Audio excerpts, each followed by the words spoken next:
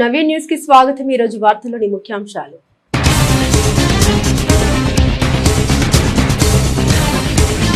రాష్ట్రంలో ప్రజలకు తాగునీటి ఇబ్బందులు లేకుండా చర్యలు తీసుకోవాలి। తాగునీరు ఇసుక సరఫరాపై జిల్లా కలెక్టర్లు జిల్లా ఎస్పీలతో వీడియో కాన్ఫరెన్స్ నిర్వహించిన రాష్ట్ర ప్రభుత్వ ప్రధాన కార్యదర్శి విజయానంద్।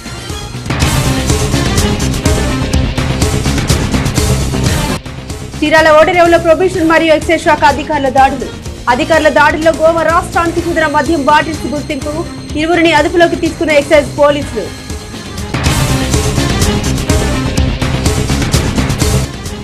మంత్రివర్గ సమావేశంలో వర్గీకరణ ఆమోదంపై టీడీపీ నేతల హర్షం।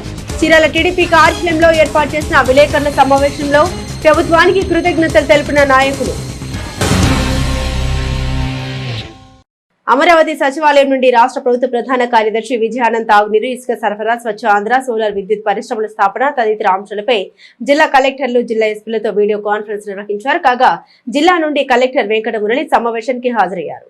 రాష్ట్రంలో ప్రజలకు తాగునీటి ఇబ్బందులు లేకుండా చర్యలు తీసుకోవాలని రాష్ట్ర ప్రభుత్వ ప్రధాన కార్యదర్శి కె విజయానంద్ జిల్లా కలెక్టర్లను ఆదేశించారు। గురువారం అమరావతి సచివాలయం నుండి రాష్ట్ర ప్రభుత్వ ప్రధాన కార్యదర్శి తాగునీరు, ఇసుక సరఫరా, స్వచ్ఛ ఆంధ్ర, సోలార్ విద్యుత్ పరిశ్రమల స్థాపన తదితర అంశాలపై జిల్లా కలెక్టర్లు జిల్లా ఎస్పీలతో వీడియో కాన్ఫరెన్స్ నిర్వహించారు। ఈ సందర్భంగా రాష్ట్ర ప్రభుత్వ ప్రధాన కార్యదర్శి మాట్లాడారు। రాష్ట్రంలో ప్రజలకు ఎక్కడా కూడా తాగునీటి ఇబ్బందులు రాకుండా చర్యలు తీసుకోవాలని అన్నారు। రాష్ట్రంలో తాగునీటి ట్యాంకులకు ఈ నెల 20వ తేదీలోగా నీటిని నింపుకోవాలని ఆయన అధికారులకు తెలిపారు। రాష్ట్రంలో పశువులకు అవసరమైన తాగునీటి తొట్టిల్ని నిర్మించడానికి చర్యలు తీసుకోవాలని ఆయన అధికారులకు తెలిపారు। ఇదే క్రమంలో ప్రజలకు ఇసుక కొరత లేకుండా సిద్ధం చేసుకోవాలని ఆయన అధికారులకు సూచించారు। మన రాష్ట్రం నుండి ఇతర రాష్ట్రాలకు ఇసుక అక్రమ రవాణా కాకుండా ప్రత్యేక చెక్ పోస్టులు, పోలీసు సిబ్బందిని ఏర్పాటు చేసుకోవాలని ఆయన అధికారులను ఆదేశించారు। ఇక ఇసుక రవాణా గురించి జిల్లా కలెక్టర్లు జిల్లా ఎస్పీలు ప్రతి 15 రోజులకు ఒకసారి సమీక్షించుకోవాలని ఆయన తెలిపారు। కాన్ఫరెన్స్ లో జిల్లా కలెక్టర్ తో పాటుగా జిల్లా రెవెన్యూ అధికారి జి గంగాధర్ గౌడ్, గనుల శాఖ assistant director Rajesh, Bapatla revenue divisional అధికారి P Gloria, Chirala revenue divisional అధికారి చంద్రశేఖర్, రేపల్లి రెవెన్యూ డివిజనల్ అధికారి రామలక్ష్మి తదితరులు ఉన్నారు। కనుక ఈ రోజు రిలీజ్ చేసినట్టయితే బాపట్ల సమ్మర్ స్టోరేజ్ ట్యాంక్ తో పాటు మిగిలినటువంటి రూరల్ లో ఉన్న గ్యాప్లు కూడా ఫిల్ చేసేసుకుంటాం సార్।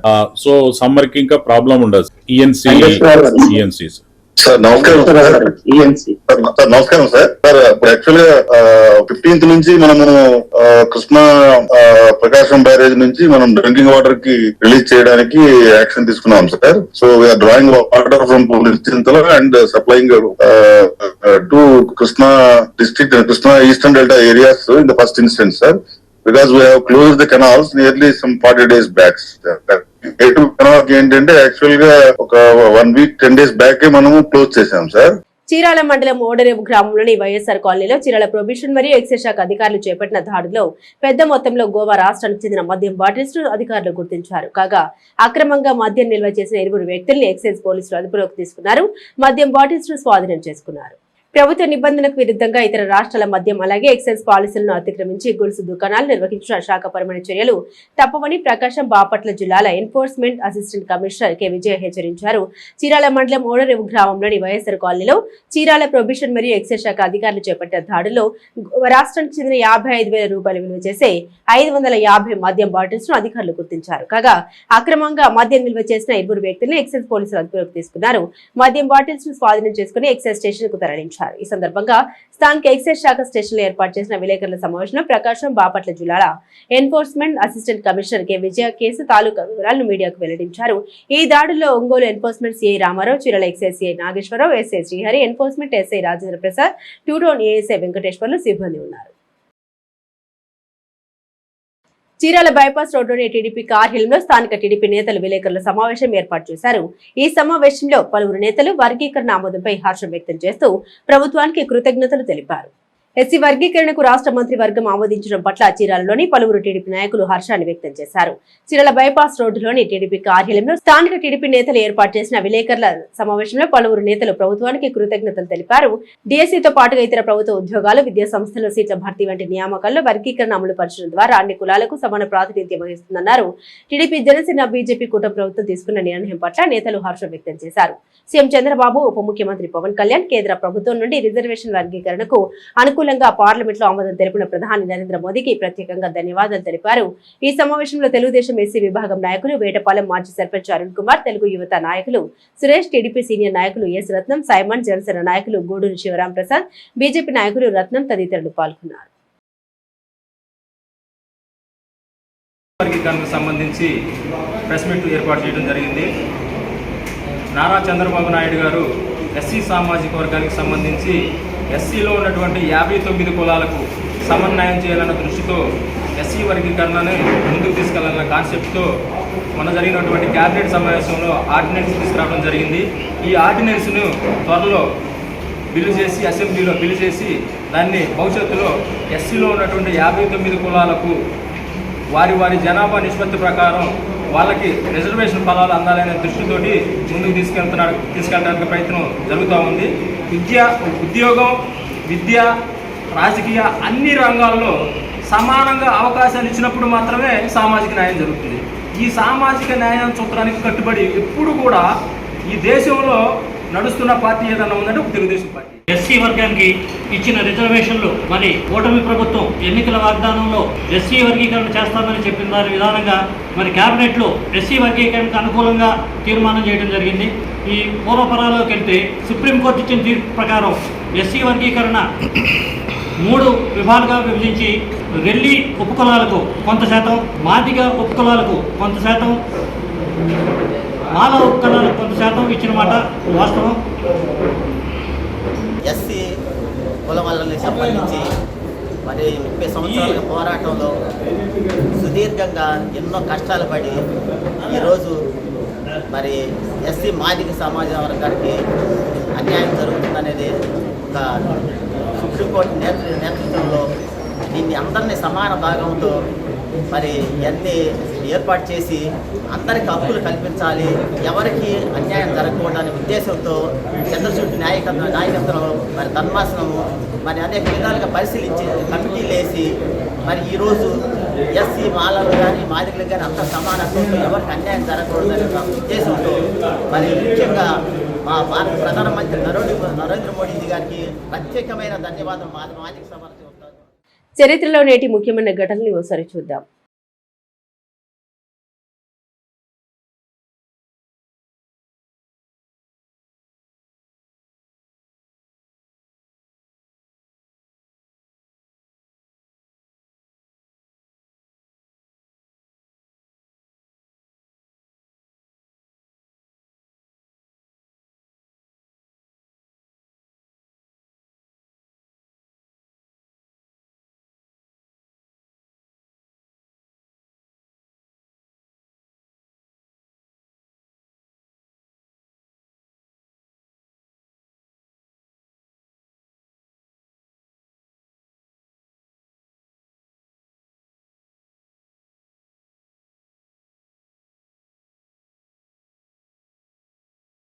చీరాల ఒంగోలు జాతీయ రహదారిపై రోడ్డు ప్రమాదం సంభవించింది.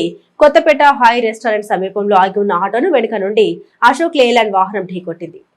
ధాటికి ఆటో పక్కన ఉన్న సైడ్ కాల్వలకి దూసుకుపోయింది. ప్రమాదంలో ఎవరికి ఏమి కాకపోవడంతో స్థానికులు ఊపిరి పీల్చుకున్నారు.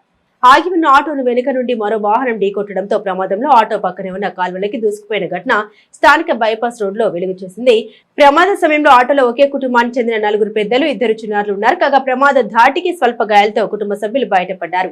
బాధితుల వివరాల మేరకు చిన్నగంజాం నుండి చెరుకుపల్లి మండలం పొన్నుపల్లికి కుటుంబంతో వెళ్తున్న ఆటో మంచినీరు తాగేందుకు రోడ్డు పక్కనే ఆటోను నిలిపివేశారు. కాగా ఇదే సమయంలో వెనుక నుండి వేరుశెనగ లోడుతో వెళ్తున్న అశోక్ లేలాండ్ ఢీకొట్టగా ఆటో పక్కనే ఉన్న సైడ్ కాల్వలోకి దూసుకెళ్లింది.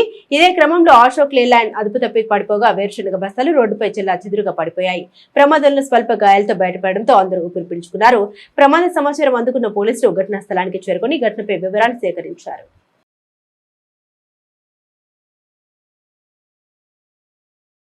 జిల్లా కేంద్రమైన బాపట్లలోని సూర్యలంక సముద్ర తీర ప్రాంతాన్ని జిల్లా ఎస్పీ తుషార్ ఢూడి సందర్శించారు.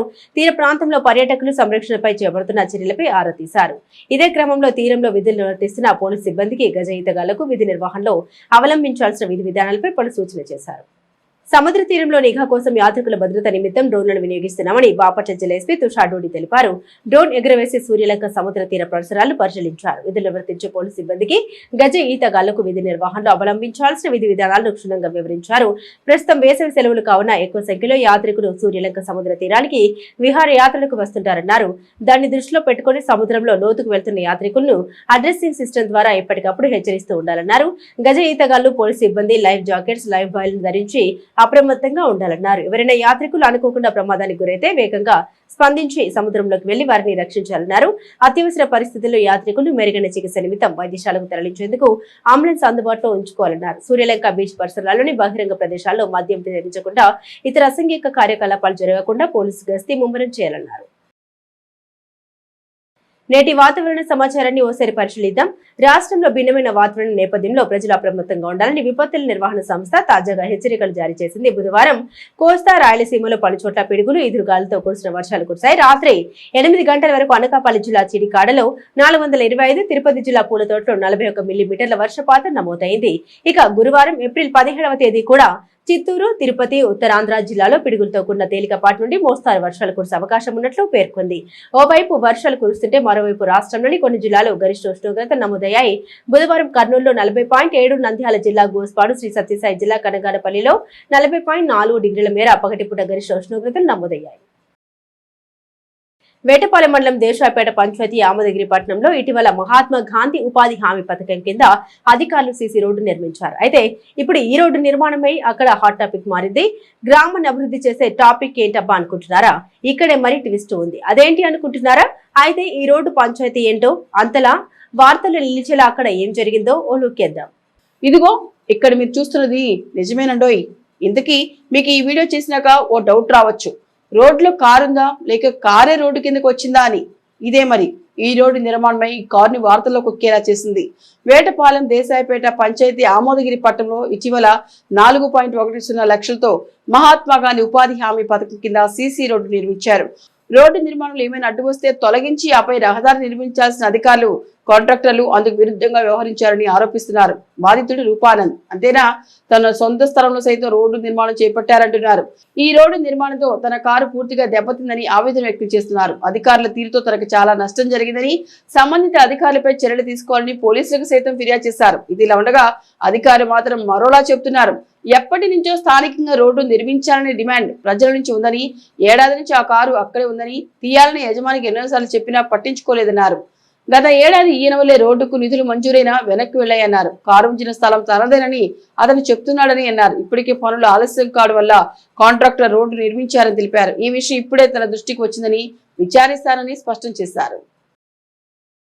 రోడ్డు వేయాలని చెప్పి సెక్రటరీ గారికి అర్జీ పెట్టాను. కాంట్రాక్టర్ అచ్చించెట్టి భావన్ గారు ఆయనకు కూడా చెప్పాను. మేము ఇప్పుడైతే రోడ్డు వేసేసేస్తాము, సర్వేలు గిరివేలు వేసేయము, మీరు ఒప్పుకోని రోడ్డు వేసేస్తామని ఈ రోడ్డు ఈ రకంగా నిర్మాణం చేశారు. దీనివల్ల మేము చాలా పరువు నష్టం జరిగింది. ఆస్తి మా వస్తువు కూడా డ్యామేజ్ అయింది సార్. మాకు న్యాయం జరగట్లేదు. మాకు ఎలాగైనా సరే న్యాయం చేయించి అక్రమంగా నిర్మించిన కట్టడాలను తొలగించి మాకు రోడ్డు విశాలం చేయాలని చెప్పి మేము కోరుతున్నాం సార్. సంబంధిత అధికారులు మాకు ఈ విషయంలో సహాయపడాలని కోరుతున్నాం. వార్తలోని నేటి అంతర్జాతీయ, జాతీయ, రాష్ట్ర ముఖ్యమైన అంశాలను ఒకసారి పరిశీలిద్దాం. America vice president JD Vance, ఆయన భార్య ఉషా వాన్స్ భారత పర్యటన ఖరారైంది. 4 రోజుల పర్యటన నిమిత్తం వారు వచ్చే వారం భారత్ కు రానున్నారు. ఈ నెల 21 నుండి 24 వరకు పిల్లలు ఇవాన్, వివేక్, మిరాబెల్ తో కలిసి భారత్ లో పర్యటించనున్నారు. 21వ తేదీన జేడీ వాన్స్ భారత ప్రధానమంత్రి నరేంద్ర మోదీతో సమావేశమవుతారు. భారత్ అమెరికా సంబంధాలను బలోపేతం చేసే మార్గాలపై ఇరువురు నేతలు చర్చించనున్నట్లు విదేశాంగ శాఖ తెలిపింది. 24వ తేదీ వారు వాషింగ్టన్ డీసీ బయలుదేరి వెళ్లనున్నట్లు పేర్కొంది. ఈ పర్యటనలో JD Vance family Rajasthan, Jaipur, ఆగ్రాను కూడా సందర్శించనున్నట్లు వెల్లడించింది. ప్రపంచంలోని అతిపెద్ద రాజకీయ పార్టీ భారతీయ జనతా పార్టీ నూతన రథసారథి ఎవరన్న దానిపై త్వరలో స్పష్టత రానుంది. బీజేపీ సంస్థాగత ఎన్నికల నేపథ్యంలో బుధవారం ప్రధానమంత్రి నరేంద్ర మోదీ నివాసంలో కీలక సమావేశం జరిగింది. ప్రధానమంత్రి నాయకత్వంలో జరిగిన ఈ సమావేశంలో బీజేపీ జాతీయ అధ్యక్షుడి ఎన్నిక గురించి కూడా చర్చ జరిగింది. ఈ సమావేశంలో కేంద్ర హోంమంత్రి అమిత్ షా, రక్షణ మంత్రి రాజ్నాథ్ సింగ్, బీజేపీ జాతీయ సంస్థాగత కార్యదర్శి బిఎల్ సంతోష్ పాల్గొన్నారు. ఏపీలో దశాబ్దాలుగా రిజర్వేషన్ల ఫలాలు అందకుండా దూరంగా ఉండిపోతున్న ఎస్సీలకు ప్రభుత్వం ఇవాళ గుడ్ న్యూస్ తెలిపింది. సుప్రీంకోర్టు తీర్పు ప్రకారం ఎస్సీ వర్గీకరణపై ఇవాళ ఆర్డినెన్స్ జారీ చేసింది. రాష్ట్రంలో సుప్రీంకోర్టు తీర్పు ప్రకారం ఎస్సీ వర్గీకరణ అమలు చేసేందుకు వీలుగా ఈ నిర్ణయం తీసుకుంది. ఈ మేరకు ఇవాళ జీవో జారీ చేసింది. వచ్చే అసెంబ్లీ సమావేశంలో ఎస్సీ వర్గీకరణపై బిల్లు పెట్టి ఆమోదించబోతుంది. హోండా 2 వీలర్స్ ఇండియా కొత్త యాక్టివా 110, యాక్టివా 125 మోడళ్ల కొనుగోలుపై 3 సంవత్సరాల ఉచిత సర్వీస్ ప్యాకేజీతో పాటు 5,500 వరకు విలువైన అదనపు ప్రయోజనాలు ప్రకటించింది. హోండా యాక్టివా 110, హోండా యాక్టివా 125 రెండు ఇటీవల 2025 మోడల్ ఇయర్ అప్డేట్ తో లాంచ్ చేశారు. ఈ 2 స్కూటర్లు ప్రస్తుతం OBD2B కంప్లైంట్ ఇంజిన్ తో రానున్నాయి. ఈ 2 స్కూటర్లు భారత మార్కెట్ లో అత్యధికంగా అమ్ముడుతున్న స్కూటర్లుగా రికార్డు సృష్టిస్తున్నాయి. హోండా యాక్టివా తాజా ఆఫర్లను ఏప్రిల్ 30 వరకు మాత్రమే అందుబాటులో ఉంటాయి. క్రికెట్ సంచలనం సృష్టించిన 23 ఏళ్ల యువ బ్యాటర్ జైనిస్ నఖ్వీ ఇటు భారత్ లో IPL 2025 టోర్నమెంట్ ఫీవర్ నడుస్తుండగానే యూరోపియన్ క్రికెట్ లీగ్ లో ప్రతిష్టాత్మక ప్రదర్శన కనబరిచారు. ఇప్పటి వరకు ఆడిన IPL మ్యాచ్ లో చాలా మంది బ్యాటర్లు అద్భుతంగా రాణించారు. కానీ జైన్ నఖ్వీ మాత్రం 26 బంతుల్లో సెంచరీ సాధించి క్రికెట్ ప్రపంచంలో సంచలనం సృష్టించాడు. ఈ సంచలన ప్రదర్శనతో జైన్ నఖ్వీ క్రికెట్ లో కొత్త తరం అడుగుల ఆటగాడిగా ఎదిగాడు. నవ్య న్యూస్ ముగించే ముందు ముఖ్యాంశాలు మరోసారి.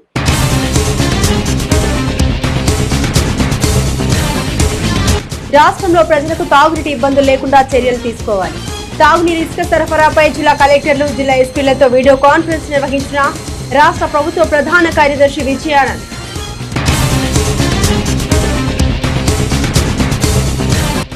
చీరాల ఓడరేవులో ప్రొబేషన్ మరియు ఎక్సైజ్ శాఖ అధికారుల దాడుల్లో గోవా రాష్ట్రానికి చెందిన మద్యం బాటిల్స్ గుర్తింపు, 20 అదుపులోకి తీసుకున్న ఎక్సైజ్ పోలీసులు.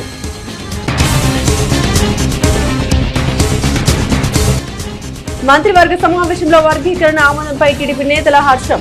చీరాల టీడీపీ కార్యాలయంలో ఏర్పాటు చేసిన విలేకరుల సమావేశంలో ప్రభుత్వానికి కృతజ్ఞతలు తెలిపిన నాయకులు.